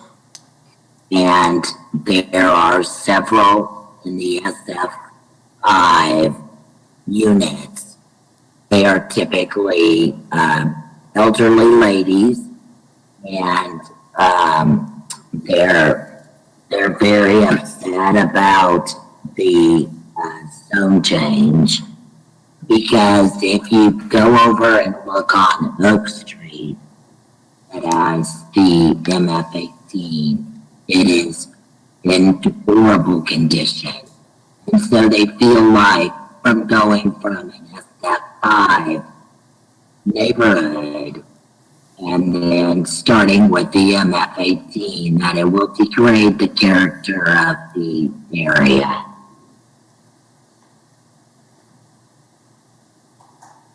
Parking has also been an issue. Kathy, you must have been there on a day of no school during the day, because typically it's very crowded on that area. And so they were hoping that there would just be an accessory apartment and not go for less restrictions of an MF-18. So the neighborhood that has come together will probably file a petition, protest, and to be heard.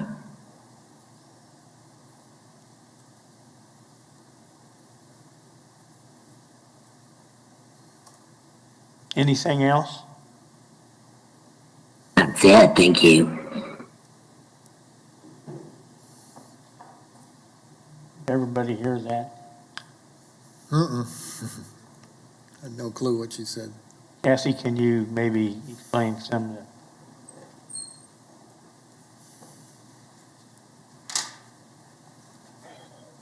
Yes, I have spoken with Tammy Norton a couple of times on the phone.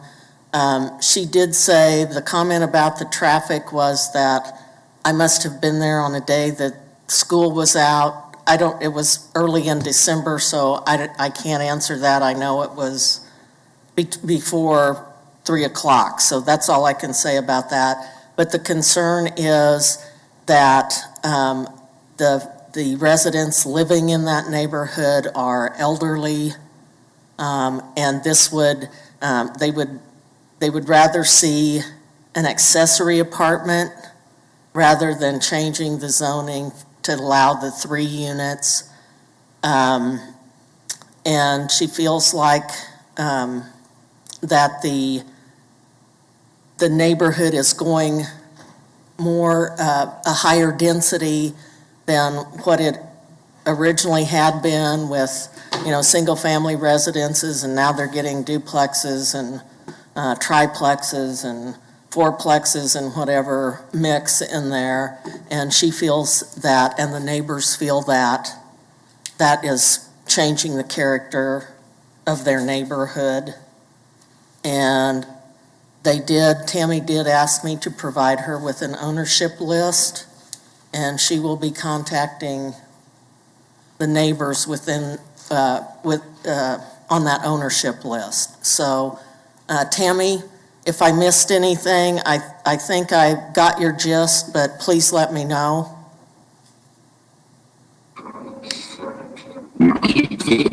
You did really good, Kathy. Sorry, but my voice doesn't work very well. So That's thank absolutely you for being my fine. voice. Absolutely fine. Okay. Is there anyone else personally who wants to speak on this item? Anybody else personal?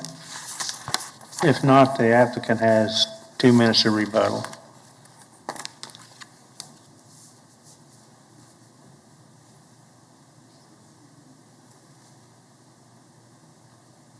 Daryl? You got 2 minutes. Yeah, I'm sorry. I'm getting a lot of feedback here. What was the question? Do you have any comments regarding, or anything to add regarding Tammy Norman's comments about changing that lot, changing the zoning to multifamily, MF 18? Well, just multifamily fits the design of the area.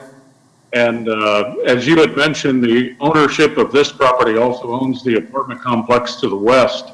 And there's been some considerable improvements there visually over the past year since he's owned the property, since they've owned the property.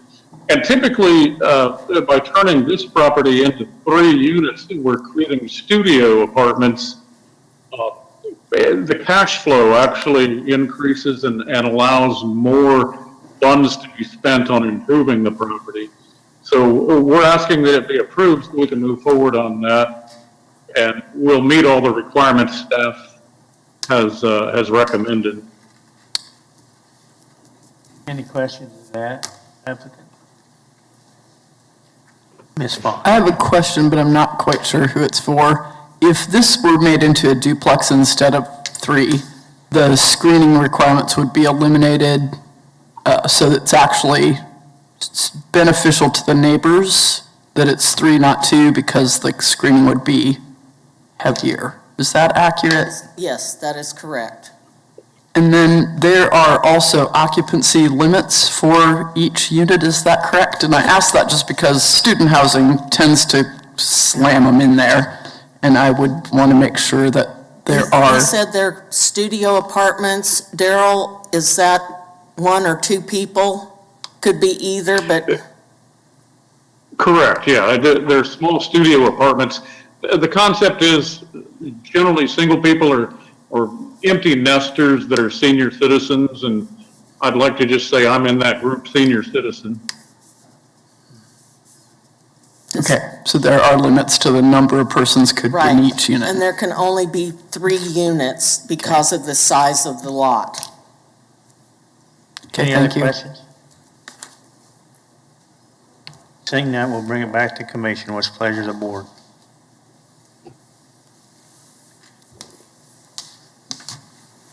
I'll move for approval, subject to the staff comments. Second. Got a motion to approve by Mr. Hartman, second by Ms. Foster. Any discussion? All in favor, say aye. Aye. Anybody opposed? Carries. Okay. Thank you. Make note that Mr. Green's needing to leave. Next item has to do with the community investment plan. Mr. Banks, we all had the printed information delivered to us. So I'd like to see a brief report and then answer any questions we got, if you don't mind. Yes. I'll quickly go through the development trends report. Next slide. Residential subdivision was softened this year, actually a 30% decrease in the overall lots and a 17% decrease in dwelling units overall for Sedgwick County region. A lot of that had to do with economic uncertainties with material prices and so forth and jitters. Commercial continues to be strong with office and regular commercial actually increasing. Industrial plats did decrease. With the vacant buildable lots, next slide.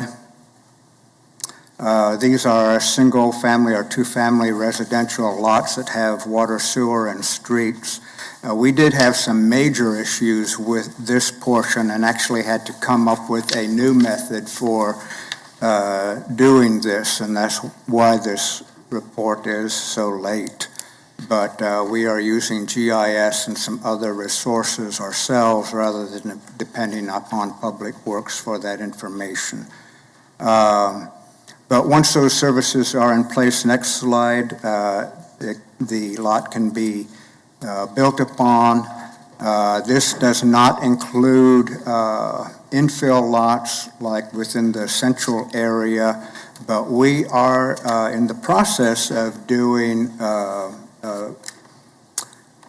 inventory of vacant lots in the ECA with the help of Ann Fox, and hopefully come up with a better picture of what exists in the central area. But those will be treated separately because we're not tracking infrastructure with those. Next slide. This shows the map in the report. You'll see the blue dashed line.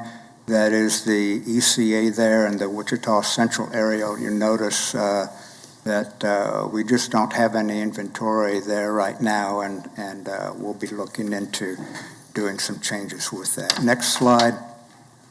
Low interest rates and a tight market have continued to make Wichita a very hot market. Building homes continues to be strong, so overall the 3.15 years of inventory I would not worry about at this time. Next slide. Building permit. So we saw a 30% increase for residential permits. Single family and multifamily increased over the previous 2 years, driven up by pent-up demand. One, a demand for new homes, but I think also post the initial problems with COVID and large unemployment, we're starting to see apartments fill back up again. Next slide. Commercial's been generally good. The commercial permits were very slightly down, but the projects were larger. We saw a 5-year high in square feet built. Any questions on the development trends report? Go to the next slide.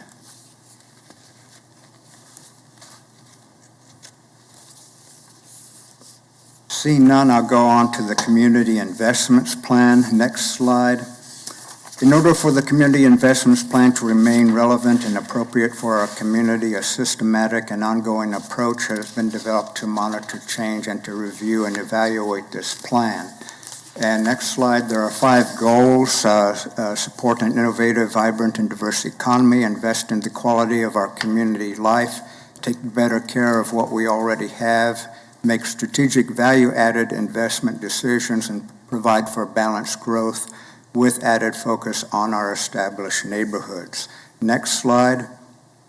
In terms of economic factors, high-tech jobs saw a 16.3% decline, and employment a 6.5% decline overall in 2020. 2019 American Community Survey demographics saw a modest improvement in median household income and the unemployment rate, and educational attainment and number of 25 to 40-year-olds in the community held steady. Next slide. The CIP, city and county CIPs continued to align with the priorities, supporting the goals I just gave to you. Next slide. Housing. Sedgwick County and Wichita lag in new housing construction targets due to low population growth. However, the central established area actually was closer to target growth rates in the community investments plan. Next slide. Sedgwick County came out to 523,800 and Wichita just under 400,000 with the 2020 census. However, our projections are 6.5% below for the period from 2012 to 2020 in terms of what the plan had expected or projected, forecast, I should say. And Wichita's population growth was 5.5% below. Next slide. Do you have any questions at this point? Any questions? And is this report useful to you? Are there any changes or things that you would like to see different, or Mr. Warren? I guess, Ms. Foster? I just find the tease in there about the central district housing growing better than some of the outer areas of the city. I find that very encouraging. I guess I would like a little more emphasis or explication or something on that. And especially given that this is basically our comprehensive plan for the community and we're talking about whether or not we need to make any changes to it. Some speculation on, do we need to make any changes about focusing more on the central area and residents? A lot of that growth was with multifamily, especially in the downtown area. And we were looking at this early on in the preparing for 2020 census, and we actually divided out the downtown census tract into 2 census tracts because we were going to go over the limits for what they want to see in population range for census tracts. So a lot of that has to do with downtown, but there have been other developments. But one of the things that we might want to consider, and I'll get into this more, is are we setting the ECA too low in terms of what we want to see? Do we want to kind of shift some? We've said about 12% of overall development within the ECA. But that's a question for later, I think. Okay, thank you. And if anybody wants to help with an inventory of vacant lots in the established central area, which we don't have, just see me after the meeting. Stephen, the data kind of lags reality. I mean, we're looking at stuff 2019, 2020. From a layman's observation, it looks like we've had some pretty robust activity the last 18 months, 24 months.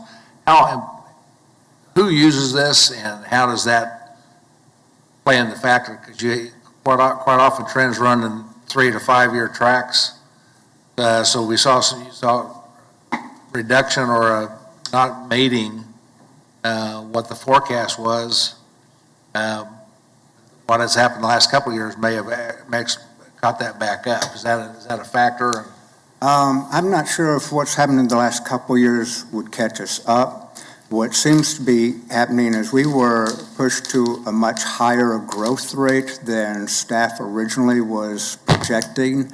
We had a lot of the business community and other groups that were pressuring, say, let's create a rosier picture and make something to strive for. And we ended up compromising on some of what they wanted, but it was still pretty high, well over what we'd seen growth historically. And I'll kind of touch on that as I go forward here with this presentation. You say they, are you referring to the city council? No, I'm referring basically to the business community and some. We did a lot of outreach with the Community Investments Plan back in 2012 and had a panel that was involved. I can't remember Jeff Floor heads the group. Greater Wichita, yeah, was really pushing for this, let's push for the rosier picture kind of thing. I got a question.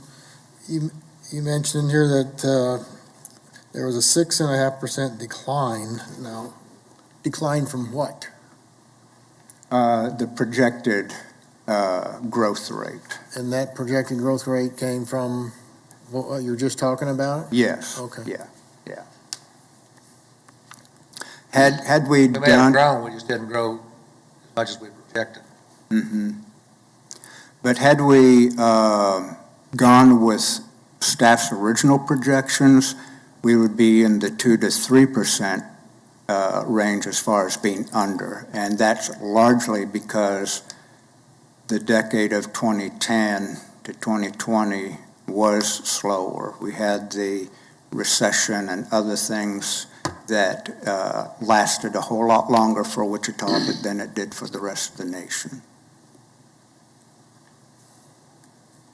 Stephen, I just want to Any say, other questions? as always, Cindy's got anything. Cindy? I just want to say, as always, Stephen, I appreciate your work on this report. And for somebody that was involved in developing this comprehensive plan, it's always important for me to see how we're doing, meeting some of those targets and how we're progressing and whether or not we're on target with the things that we identified in the comprehensive plan. So thank you. Okay. Go ahead. All right. Going to page 7, I make the comment that there seems to be a need to reforecast with a different growth rate at this time. The 2020 census gives us an opportunity to make revisions with specific data for Sedgwick County and all jurisdictions in the county, and we do have what we need from the 2020 census at this point to do that work.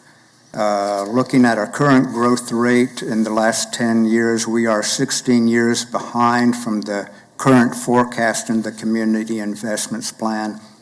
If we were using historic, go two more slides forward, sorry. 2 slides. Okay. If we were using historic rates developed before the current growth rates, we would only be 4 years behind, but that's assuming that we would be seeing the kind of growth we saw from 1980 to 2010, the 2 previous decades. Next slide. More moderate rates would put us 5 to 8 years behind the current forecast, and really we need to look at several different scenarios and work with the Advanced Plans Committee and so forth and decide on really what looks best for the community going forward. Next slide. Smaller city growth rates would be allocated by their individual growth rates. We have some smaller cities that are growing near 5% a year, and others are actually declining. But we do have the household size data applicable for each of those communities, and we can determine, calculate the number of new units that would be needed, and look at if the Wichita Future Growth Map, which is on page 13, if that needs to be adjusted. That map shows potential residential or mixed residential commercial areas, and we had a number of steps that went into actually creating those bubbles. We would analyze to see if any of that would need to be adjusted. If you go 2 more slides forward, I'll try to wrap this up here. Need to look internally in terms of what our work plan is for 2022, but I would like to get your feedback as far as suspending this report for 1 year while we look at population forecasts, probably doing 3 scenarios at least. Take the plan out to 2040, maintaining a 20-year time horizon. This is actually pretty important for Public Works and WAMPO and other people that use our information. Taking a look at the employment data, again, the future growth concept map, and also the ECA boundary. One thing, we've been doing a number of little projects through the year looking at issues that have come up with zoning cases, for the land use bank, for other efforts with places for people. And over again, we say, that part of the ECA doesn't apply. That's all newer development. And so we're constantly adjusting things to look at how well this applies. The work that Ann Fox is helping us with will maybe also clarify some things in terms of where vacant lots are and, some of these fringe areas that maybe we should pull back that ECA, because it really just doesn't apply, doesn't work for the kinds of things we're having to look at and study. So just another element there. So with that, I'll answer any questions and Any questions? comments. Stephen, these kinds of reports are your life. Yeah. You work with, who do you work with? And the reason for the question, you're coming up on retirement. Who's going to be doing this, 3 years from now? And how does this transition? Well, how is it different? I guess the question is, how is it different from the person that puts the data together? How might this look different? And what do we need to be watching for to make sure that we've got something that we can use generation to generation when you have different people putting it together? Yeah, that's something that we're looking quite hard at. I'm putting together job description and task stuff. We're hoping to get someone on board before I retire to train and go through this stuff and how I've done it, because this has been a lot of my brainchild through the years. Started with first introducing computers into the department back in the late... Boy, are you old. I remember that phase too. Yeah. And going forward with, okay, now we've got tools, how can we use them?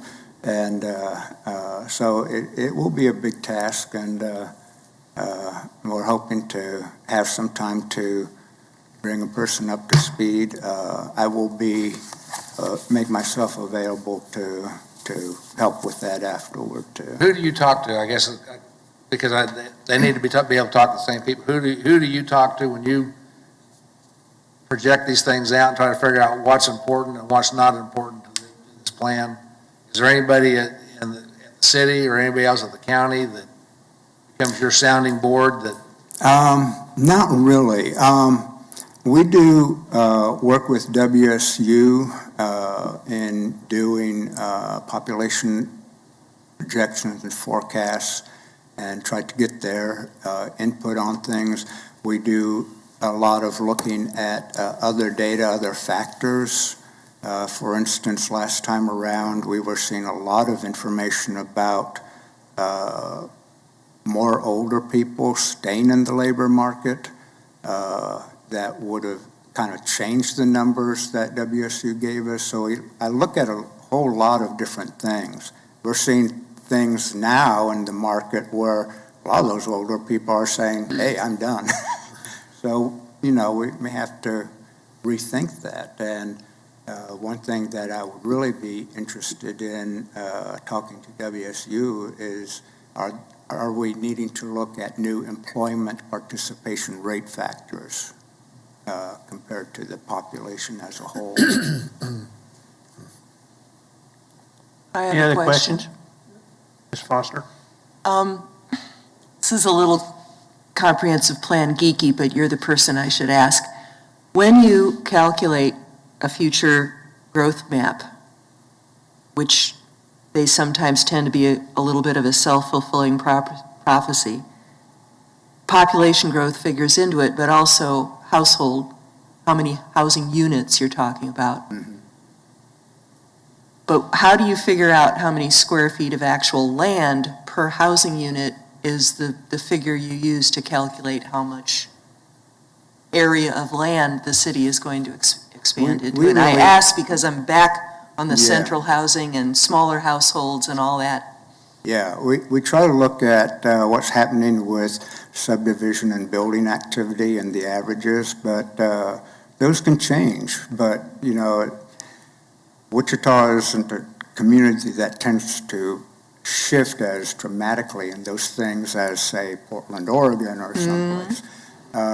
So we're a little more conservative here. Very subtly put. But we try to look at several factors in that, in terms of what's going on in the market. Thank you. Any other questions? Seeing none?